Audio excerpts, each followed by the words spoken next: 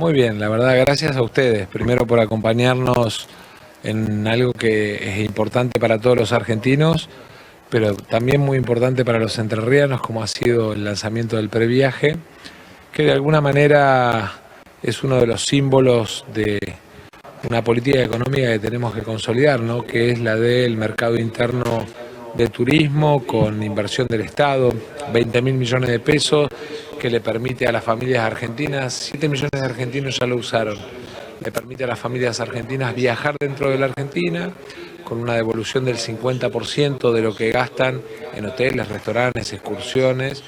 En el caso de los jubilados, 70% de devolución, pero sobre todas las cosas porque nos permite darnos cuenta de que tenemos con qué, ¿no? Esto de ver, yo le decía a Matías cuando me dijo, ¿dónde lo lanzamos? En algún lugar que muestre lo que es la Argentina en su máxima expresión de belleza, y bueno, y elegimos acá la Barranca del Río con lo que representa Paraná, con lo que representa Entre Ríos como símbolo de turismo, pero no solamente del turismo, digamos, de cara al río, como puede ser en el caso de Paraná, sino del turismo rural, del turismo histórico-cultural, del turismo termal, que también es importante, así que realmente para nosotros es importante en un sector que genera 650.000 empleos, que representa un motor importante de la economía, que además en junio batió el récord de la historia de ocupación, que tenemos que seguirlo, ¿no? Y esto es importante plantearlo porque es parte de la agenda de discusión de los próximos meses. Nosotros creemos que el previaje debe seguir, creemos que, digamos, esto de cambiar la idea de que en invierno la gente va a la nieve, en verano va a la costa y en el medio los operadores turísticos, los hoteles se mueren, digamos, de alguna manera cambió definitivamente a partir del previaje y nos permite tener una estabilidad de 650.000 empleos en un sector que económicamente es muy dinámico, una industria sin chimenea, así que es importante. Y después obviamente estar acompañando a Beto, Gustavo, que desde la provincia agregaron reducción de impuestos para promover en todo lo que es inversión en turismo termal, en todo lo que es inversión hotelera y gastronómica con reducción de impuestos, y eso habla bien de ellos, de que quieren Entre Ríos y que la quieren posicionar como un lugar importante en el sector turístico. Washington Barisco y un gran equipo de trabajo se suman desde el piso. ¿Qué tal, Washington? Muy buenas noches, mi saludo, y sé que es hincha de Patronato, así que un abrazo grande. Un abrazo, Sergio, buenas noches, un gusto. Bueno, se ha informado bien. Les juro que es pura casualidad que el traje que tengo hoy es rojo y negro, es totalmente aleatorio, pero estoy con los colores de Patronato. Recién decía... No es lo que me dijeron que lo hizo a propósito. Bueno, la producción es la producción, Sergio. Hablando en términos futbolísticos, y me meto en lo que es esta cuestión electoral que nos atraviesa a todos los argentinos, en especial también claramente a entrerrianos, entrerrianas y paranaenses en particular, está buenísimo la chance de poder dialogar con un candidato a presidente, porque hablando del país federal, debatimos de temas, charlamos o entrevistamos a los candidatos locales o provinciales, pero está bueno interpelar en este caso a un candidato a presidente y además actual integrante de un ministerio tan importante como es el de Hacienda en la Nación. Y en términos futbolísticos le pregunto, Sergio, porque usted dijo, terminó el primer tiempo, nos preparamos para el segundo tiempo. ¿Cómo está esa charla técnica en el vestuario para encarar el complemento del partido? Bueno, la charla técnica ya terminó, nosotros en el medio teníamos y tenemos responsabilidades de gestión. Argentina vive una de las peores crisis de su historia porque tiene dos grandes anclas que de alguna manera son como un collar de piedras que pesan sobre la espalda de los argentinos. El primero es la deuda que en el 2018 la Argentina tomó con el FMI, 45.000 millones de dólares, que hace que cada 3 meses tengamos al síndico dando vueltas, ¿no? Esto es como una empresa que entró en convocatoria, digamos, que fue al fondo, que es de alguna manera el mecanismo de convocatoria, y cada 3 meses el síndico anda metiendo la nariz y opinando de lo que tenemos que hacer. Primer gran desafío nuestro desde el 10 de diciembre, juntar los dólares para sacar al fondo definitivamente de la Argentina. Primero porque los dólares que juntemos hacen a nuestra moneda fuerte y bajan la inflación y de alguna manera nos permiten, digamos, crecer como país. Segundo, porque le dan más valor al trabajo argentino que es tan importante para nosotros y para todos los argentinos. Y después vino la sequía, una sequía que es la peor de la historia. Lo dicen todos los informes que analizan hace 100 años el estado de nuestro suelo y nuestras lluvias, que nos hizo perder 21.000 millones de dólares. Argentina este año iba a vender 110 y a importar 100. Siguió adelante con la importación de 100, pero pasó a vender 89, y entonces había que administrar ese faltante de 10.000 millones de dólares. Costó mucho, hubo que tomar medidas, algunas, digamos, micro, otras más importantes, que le pedimos a Qatar, que le pedimos a China, que, digamos, hacemos un puente y en el medio la discusión con el fondo, que exigía 100% de devaluación, que exigía un ajuste fiscal que representaba recorte en jubilaciones, recorte en las prestaciones del PAMI, y nosotros obviamente eso no lo aceptamos. Así que una negociación dura que, digamos, de alguna manera formó parte de este proceso de entretiempo. Pero bueno, avanzamos con la charla técnica y ahora poner la cabeza en lo que viene en el 2024, porque Argentina en el 2024 va a vender 41.000, 42.000 millones de dólares más de lo que va a comprar. Eso de alguna manera nos va a dar mucha más libertad y nos va a dar fortaleza para ir despejando el camino del Fondo Monetario Internacional de la Argentina, para, digamos, hacer, digamos, que nuestro sistema financiero y económico pueda volver a tener crédito. Hoy, cuando un pibe, digamos, se quiere ir de la casa de los padres, no tiene crédito para comprar un departamento. El crédito para la vivienda prácticamente en la Argentina se murió hace casi 10 años. Y bueno, eso tiene que ver con la fortaleza o no de nuestra moneda. Así que saliendo de la crisis, poniendo al equipo en la cancha para el segundo tiempo, convencidos además de que no es por el lado del ajuste, no es por el lado de la violencia, no es por el lado de perder tu autonomía como país, ¿no? Porque de alguna manera, para que se entienda, la decisión de dolarizar como se plantea es desdolarizar o desdoblar, digamos, usar las dos monedas, es más o menos como colgar la bandera de Estados Unidos en el Congreso y en el Banco Central. Además, sin autorización de Estados Unidos, ¿no? Porque yo escucho que hablan de dolarización y pregunto, ¿alguien le preguntó a la Reserva Federal qué van a hacer? ¿Alguien le preguntó al Tesoro de Estados Unidos si van a autorizar esos 35.000 millones de dólares físicos que tendrían que mandar a la Argentina para llevar adelante esa decisión? Así que me parece que es muy importante, digamos, preparar al equipo sobre la base de decirle verdades a la gente, saber que el gobierno como gobierno tiene deudas, saber que mucha gente en el 2019 nos votó ilusionadas por el fracaso de Macri y quedó decepcionada por los errores del gobierno de Alberto, que terminaron una crisis que en agosto del año pasado hizo que yo dejara la Cámara de Diputados y tuviera que ir al Ministerio de Economía y tuviera que, digamos, de alguna manera liderar un equipo para la crisis, pero bueno. ¿Qué le puede decir a ese votante justamente? Primero, que le pedimos disculpas porque entendemos que más allá de lo que puede significar la pandemia como interrupción del proceso normal de funcionamiento de la economía y de gobierno, o de lo que pudo haber representado la sequía, hay una cuestión muy cierta y muy clara, que es que, digamos, hay decisiones de gobierno que se podían haber tomado entre el 2020 y el 2022, cuando Argentina no tenía la sequía y entonces tenía más fortaleza de dólares, y que no se tomaron. Y creo que eso de alguna manera terminó además en una crisis política. Agosto no solo fue crisis económica, fue crisis política de la coalición. Agosto del año pasado, digamos, y de alguna manera me obligó a mí a salir de la comodidad, como dicen algunos, de la presidencia de la Cámara de Diputados y a hacerme cargo, entendiendo los riesgos que representaba, pero entendiendo también que Argentina necesitaba de mí eso en un momento en el que se hablaba de asamblea legislativa, helicópteros, salida del gobierno y todas esas cosas, ¿no?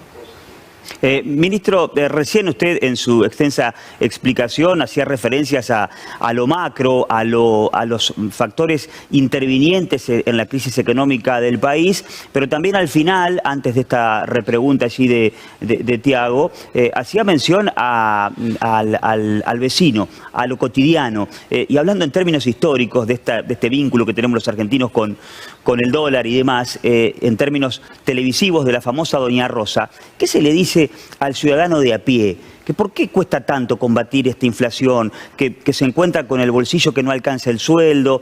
¿Cuál es el mensaje directo pensando en lo que viene? Vendemos menos de lo que compramos. Y entonces nuestra moneda, comparada en los términos de intercambio, vale menos. Nosotros tenemos que pasar a vender más de lo que compramos. O sea, a exportar más de lo que importamos. Nosotros necesitamos que Mota exporte el doble a China. No romper relaciones con China como plantean Bullrich y Milei, porque China es nuestro segundo socio comercial, es nuestro segundo comprador de pollo. Digo, alguien le tiene que avisar a los trabajadores de Mota que romper relaciones con China es que ellos se queden sin trabajo, porque le cierran el mercado más importante. Digo, para que entendamos cuando se dicen cosas en campaña, por ahí pensando en el titulito de Infobae, y en quedar como anti-chino o anticomunista, China es el segundo mercado, Vietnam el cuarto. Entonces tenemos que ir a ampliar nuestras exportaciones a Brasil, tenemos que ir a ampliar nuestras exportaciones a China, tenemos que abrir el mundo árabe, no solamente Qatar como prestamista de Argentina, sino, digamos, entender que India y Arabia Saudita son grandes consumidores, por ejemplo, de proteínas. Y que Argentina es uno de los principales productores de proteína. Ustedes, Entre Ríos, son el ejemplo de cómo transformar producto primario en proteína con valor agregado. Ustedes transforman maíz en pollo. Y esa es la exportación que nos sirve a los argentinos. Digamos, cuando yo pongo el ejemplo siempre del trigo y los fideos, bueno, maíz y pollo son un ejemplo de exportación con valor agregado. Digo, alguien le tiene que avisar a los que trabajan en los 2 frigoríficos que exportan a China que, digamos, romper relaciones con China es que ellos pierdan el laburo en el frigorífico. Porque estas cosas que se dicen en campaña de no comerciamos con China, país comunista, no comerciamos con Brasil porque el Mercosur es una porquería, digamos, que lo plantea Milei o Bullrich, digamos, en esta cosa de quedar bien o pretender quedar bien con Estados Unidos. Mire, yo probablemente sea el dirigente político argentino con, no le diría el mejor, pero con uno de los mejores sistemas de relaciones con la dirigencia política de Estados Unidos. Y sin embargo, yo creo que Argentina tiene que venderle el trabajo de los argentinos a Estados Unidos, a Brasil, a China, a India, al mundo árabe, al sudeste asiático completo. Y que para eso tenemos que enfocarnos en eso, dejar obviamente a Europa, pero saber también que, por ejemplo, cuando queremos vender productos de los entrerrianos a Europa, tenemos las trabas de los franceses porque ellos defienden sus cosas. Acá dicen, perdamos nuestra moneda, importemos lo que haga falta. Ese país ya lo vimos en su momento, digamos, en la implosión del 2001, cuando termina con el 13% de descuento a jubilados, a estatales, cierre de 34.000 empresas en la Argentina. Lo vivimos de vuelta entre el 2016 y el 2019, cerraron 23.000 pymes en la Argentina. Mañana es el Día de la Industria. Digamos, a mí me da orgullo ver en el Parque Industrial de Paraná que Petropac, que Tetra, que de alguna manera son proveedores para toda la cadena de valor de alimentos y de medicamentos de la Argentina, estén acá radicadas, creciendo en empleo, o ver que del Parque Industrial de Diamante, al que hoy le dimos 120 millones de pesos de aporte para mejorar la infraestructura, se venda un producto para la cadena de valor de Vaca Muerta.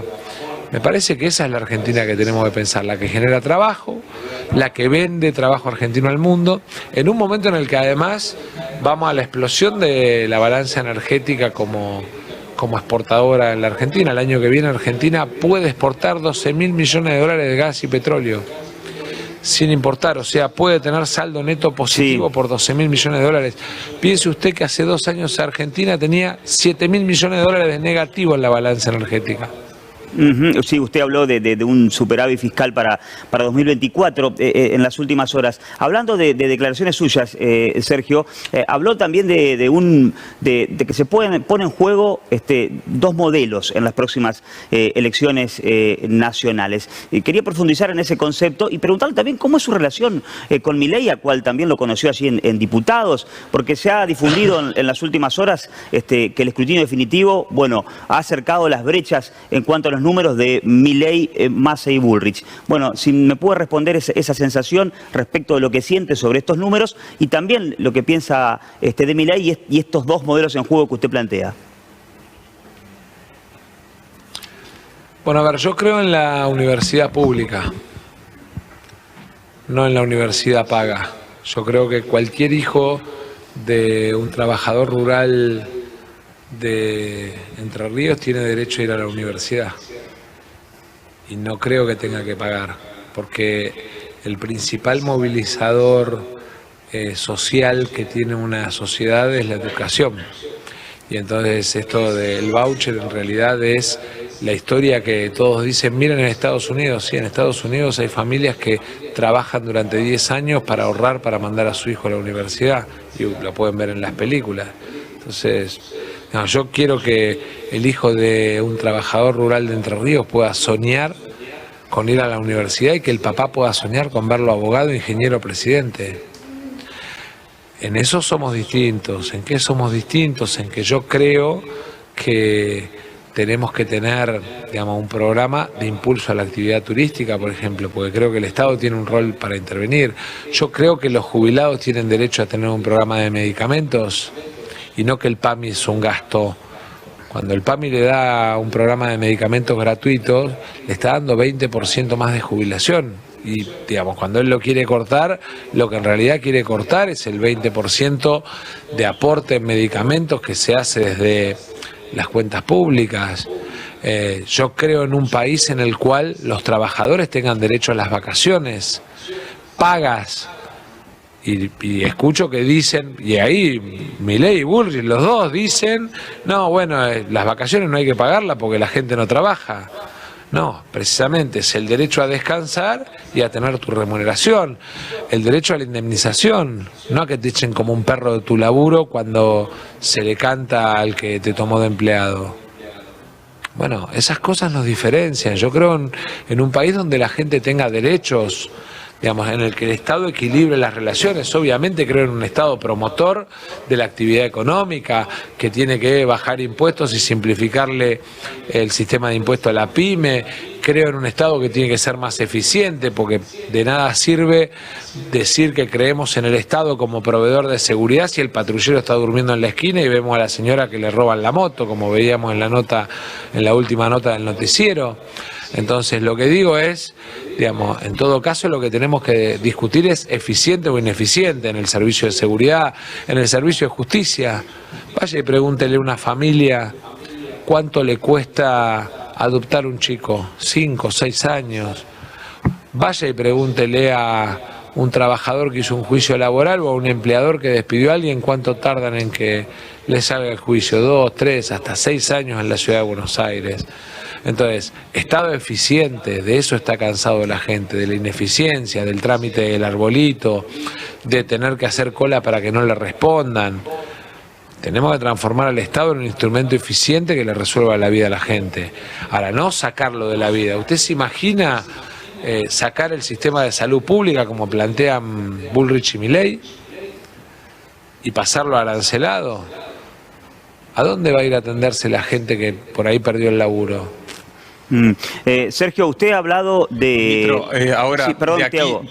Tiago, le quería preguntar al ministro allí respecto de esta batería de medidas que ha lanzado en las últimas horas, porque usted ha hablado incluso de la clase media famosa de la República Argentina que ha quedado relegada, que es la que paga los impuestos y demás, y bueno, algunas medidas de ellas apuntan. Se armó un despiole con quién paga el bono, quién no, qué provincia lo paga, ¿no? Bueno, ¿qué balance hace de eso?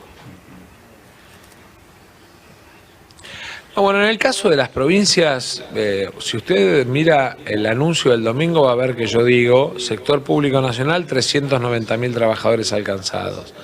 Después, obviamente, si el canal de Macri en Buenos Aires hace, digamos, toda una guerra terrorista, digamos, que además le sale el tiro por la culata, porque el gobernador de Mendoza, que es opositor, salió a anunciar que lo iba a pagar, porque también, ¿no?, está el tema de la especulación electoral. Yo no tomé la medida pensando en las elecciones. Y en el caso de las pymes y las micropymes, lo que tiene que saber la gente es que la micropyme que paga, el Estado le devuelve el 100% de lo que paga al trabajador. Y en el caso de las pymes, el Estado le devuelve el 50% de lo que paga en empresas hasta 120 empleos. Entonces, yo lo que sí veo es a algunos haciendo política, pero a mí lo que me importa es que el laburante tenga más guita en el bolsillo porque viene pariéndola. Cuando tomo la decisión de poner 450.000 millones de pesos en crédito por hasta 4 millones de pesos para los monotributistas, en realidad lo hago porque entiendo que hay muchos monotributistas que están endeudados en la tarjeta de crédito, que están endeudados en la mutual, y lo que tengo que darles es la mitad de la tasa o un cuarto de la tasa, como hacemos en el caso de los jubilados, para que se desendeuden y tengan más libertad a fin de mes. Ahora, ministro, queda un tramo de aquí a las elecciones generales. Más allá de estas medidas, como hacía mención Washington, ¿habrá nuevos anuncios, habrá nuevas medidas para algún sector particular? ¿Piensan algún IFE? Bueno, a ver, yo todos los días tomo decisiones, algunas que por ahí son más, tienen más relevancia, como puede ser el aumento a jubilados o el aumento de las asignaciones familiares que acabamos de anunciar, o el bono para la tarjeta alimentar que impacta en 2.400.000 AUH, o digamos el crédito para los monotributistas, o la eliminación del pago de impuestos para monotributistas, o la reducción de impuestos para las pymes que pagan el bono. Digamos, todos los días tomamos decisiones. Hay otras que tienen que ver con la energía, otras que tienen que ver con el agro, otras que tienen que ver con la industria. Y de acá al día que empieza la veda voy a estar todos los días tomando decisiones, porque yo cuando me hice cargo de la crisis, sabiendo que asumía un riesgo, pero que uno tiene que tener la convicción y la valentía de tomar decisiones todos los días. Parte de la crítica y de la desilusión con el gobierno es que en algún momento entró como en una cosa en la que parecía que no tomaba decisiones. Yo en eso, digamos, voy para adelante, puedo equivocarme o no, puede gustar más o menos. Ahora, digamos, es parte también de la discusión de fondo, ¿no? La experiencia de gestión. Esto de, digamos, los que hablan lindo en la tele pero quieren entrar al cuarto de cirugía, ¿no? Al quirófano, con una motosierra, y no conocen el quirófano además, porque nunca les tocó operar. Entonces hablar es fácil. Después hay que sentarse, trabajar con el sector público nacional, aguantarse la presión de empresas que vienen, digamos, que hacen discursos simpáticos pro mercado en la tele y después van adentro de los ministerios y pretenden defender sus prebendas. Fíjense, el año pasado yo mandé separado en el presupuesto los 4,5 puntos del PBI, 4,5 puntos del PBI. O sea, Argentina tiene un déficit de 1,9 y mandamos 4,5 puntos, casi 3 veces el total del déficit de beneficios de empresas que había que sacar del presupuesto. La oposición no me votó ninguno. No le quiso sacar los beneficios a las empresas. Entonces lo que digo es cómo es esto de empresarios que reclaman un Estado equilibrado pero después se manotean 4,5 puntos del PBI del presupuesto. Mientras, digamos, los planes sociales representan 1,6 puntos del PBI. Sergio, usted hace poco estuvo con Lula hablando de política internacional y las relaciones con los países. Veníamos de también otra forma de relación con lo que fue la gestión de Bolsonaro. Bueno, ¿qué se trajo de ese encuentro con Lula? Además de los 600 millones de dólares para el sector automotriz y autopartista, que para mí son importantes en este momento, porque cada dólar vale para la Argentina en un año en el que la sequía nos hizo perder 21.000 millones de dólares, me traje la satisfacción de saber que en el marco de la discusión del BRICS, Argentina tiene la oportunidad el año que viene de venderle mucho más del trabajo de los argentinos a Arabia Saudita, Qatar, Omán, Emiratos Árabes Unidos, que tienen la oportunidad de crecer en mercado de valor agregado de proteína con China y el sudeste asiático, que tenemos la oportunidad de, junto con Brasil, discutir, digamos, el desarrollo de las exportaciones de gas, porque Brasil tiene una planta de fertilizante que además que la tiene al 90%, no la termina porque no tiene gas, y Bolivia entró en declino, y estamos haciendo el reversal del norte, el gasoducto que lleva el gas de Vaca Muerta al norte argentino y cruza a Bolivia y a Brasil. Y eso se termina en abril y nos va a permitir además bajar el precio de los fertilizantes en la región, no solamente en Argentina y en Brasil, sino para toda la región. Me traje además el respaldo de un líder latinoamericano que para mí es un hombre sabio, ¿no? A esta altura de su vida y con todo lo que le ha tocado vivir y elecciones que ha perdido y después de golpe transformarse en un líder. Es un hombre sabio, así que me traje eso. Me traje también alguna apertura de mercados. Abrimos el mercado de arándanos y de ciruela para Argentina por zonas. Abrimos además, levantamos la sanción que teníamos, no la sanción, sino la restricción que pesaba para el sector avícola argentino en términos de lo que representa la gripe aviar. Y por ahí, para que se entienda, porque dicen, che, pero nosotros no le vamos a vender pollo a los brasileños si son nuestra competencia. Sí. ¿Qué le vamos a vender? Pollo de Entre Ríos a Brasil. Pero para el intercambio genético es muy importante, sobre todo porque nosotros tenemos ahí bastante cruzado e integrada la genética avícola, y entonces es importante para seguir aumentando el nivel de producción avícola en Entre Ríos, que para nosotros una de las banderas de aumento de nuestras exportaciones.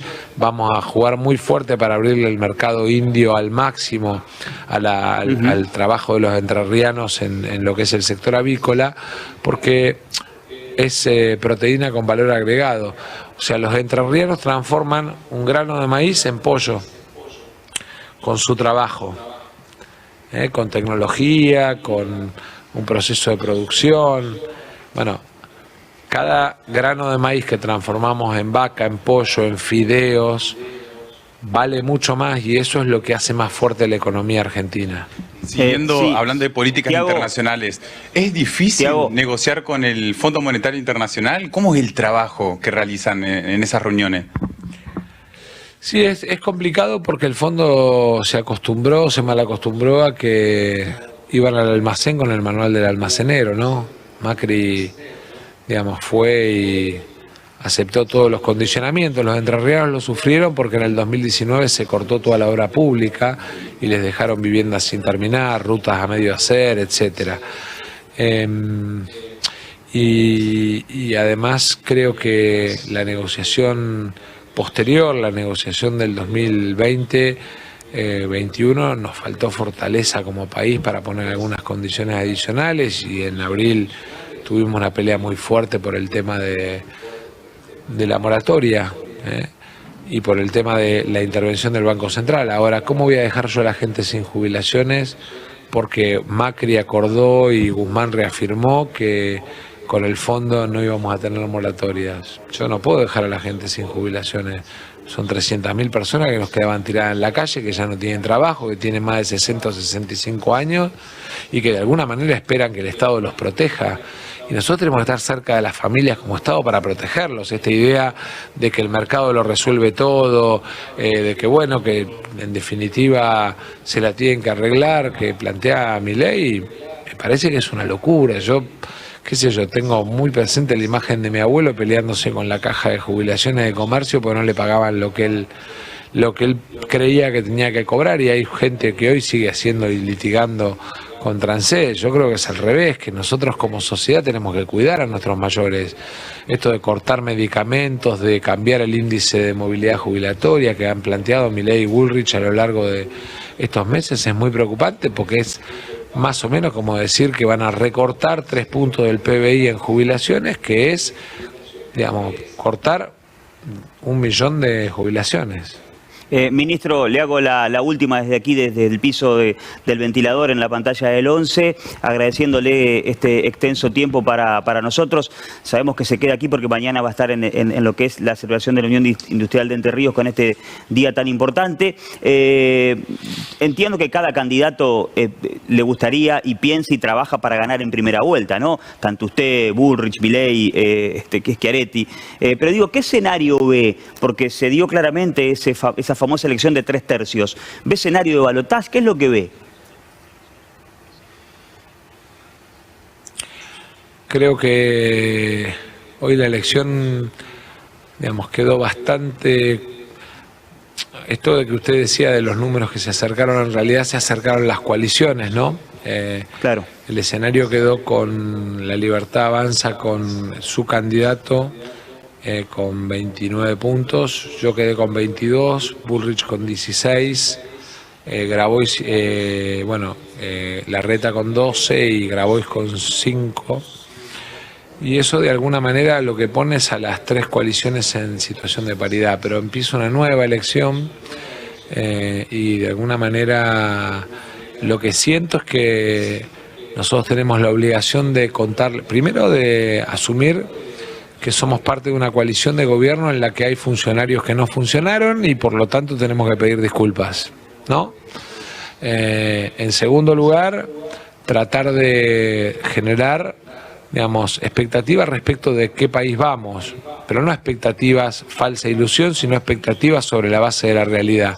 ¿Qué país vamos en términos de empleo, en términos de salario, en términos de acumulación de reservas? Y en ese sentido decirle a los argentinos, 2024, más de 40.000 millones de dólares de acumulación de superávit comercial, digamos, vamos a tener recuperación de la moneda y eso va a traer baja de la inflación, pero sobre todo va a mejorar el acceso al crédito y el nivel de participación del salario en la distribución del ingreso. Y por otra parte eso va a generar además mayor fortaleza en el fondo de garantía y de alguna manera mayor capacidad de mejora para nuestros jubilados. Y después obviamente en términos de ¿qué esperamos para lo electoral? Esperamos que aquellos que se enamoraron de nosotros, que creen en la educación pública, que creen en el trabajo como motor de nuestra sociedad, que creen en que cuando alguien se retira del mercado de trabajo tiene derecho a la jubilación, que creen en de alguna manera una sociedad donde cada uno tenga su premio por lo que hace, pero cuando alguno por el uso de la fuerza, digamos, quiere abusar del otro, haya un Estado que ponga equilibrio y que ponga las cosas en orden. Digo, por más que se haya decepcionado en estos años, que vuelva a confiar en nosotros. Y además decirle la verdad a la gente, estamos terminando de transitar una crisis que fue muy dolorosa, que arrancó porque Macri tomó una deuda que no debió haber tomado y que lo dijimos en ese momento. Después vino la pandemia que fue muy dura y además nos faltó en algunas áreas de gobierno coraje de los funcionarios para tomar decisiones y para revertir esa situación. Y que estamos terminando de transitar esa crisis y que de alguna manera lo que viene para adelante es mucho mejor. Así que aspiro a un escenario electoral en el que seamos competitivos, quiero ganar en primera vuelta, pero entiendo que si no se da el triunfo en primera vuelta vamos a ir al balotaje con toda la fuerza y la energía para decirle a los argentinos, termina la crisis, lo que viene es mucho mejor. Ministro, para terminar de este lado, escuchamos candidatos de otras fuerzas que competirán ahora en las elecciones generales también, decir que se necesita 30 años para modificar la Argentina. ¿Cuánto tiempo necesita Sergio Massa para, si se quiere, terminar con esta inflación o con esta crisis? No, para terminar con la inflación necesitamos 2 años en el que los argentinos vendamos más de lo que compremos. Digamos, hay que grabárselo en la cabeza. Es como en el negocio del barrio. Es como en la empresa de cada uno. Si uno vende más de lo que compra, la economía de la familia está bien. Si uno vende menos de lo que compra, la economía de la familia está mal, ¿no? Un país es lo mismo. El país de Macri era un país que vendía menos de lo que compraba y además lo que faltó, en lugar de ordenarlo a partir de vender más, tomó deuda. El desafío es 2 años, el año que viene yo digamos, me animo a afirmarle a cualquier argentino, gobierne quien gobierne, si no hacen ningún descalabro, esta cosa rara de dolarizar, de eliminar la moneda, porque eso sí, eso nos deja fuera de la cancha para exportar a China, eso nos deja fuera de la cancha para exportar al mercado brasilero, eso nos deja fuera de la cancha. Esos son, en los primeros 6 meses, entre 300 y 450.000 empleos menos en la Argentina. O sea, estamos hablando de que, digamos, ya sea por desdoblamiento o por dolarización, digamos, vamos a una Argentina con 450.000 empleos menos por pérdida de competitividad, y los industriales, y mañana se los voy a recordar, lo saben bien, ya lo vivieron. Ahora, digamos, al margen de eso, yo sí les puedo decir, el año que viene Argentina, haciendo las cosas normal, va a tener 41.000 millones de dólares más de exportaciones que de importaciones. Y eso va a ser un primer salto de fortaleza de nuestra moneda, que va a bajar la inflación y va a mejorar el salario. Última consulta, ¿cómo continúa su agenda en el día de mañana aquí en Paraná? Bueno, ahora tengo una cena todavía, no terminé, tengo una cena con los dirigentes acá de Entre Ríos. Vi además que por el hotel estaba el candidato de la oposición, que me dijeron que duerme acá en el hotel, que no vive acá en la provincia, pero que duerme acá en el hotel, y de alguna manera ir a saludar a todos los dirigentes que están acá en el hotel. Y después irme a dormir, y mañana tempranito tenemos primero una agenda de trabajo con Gustavo y con Beto. Beto está con el tema de la ruta 1 y 2, que estamos terminando todos los papeles para hacer el desembolso. Tenemos además que resolver un desembolso de la laguna, que es importante, y en paralelo terminar con todo el proceso de garantización de la obra del acueducto.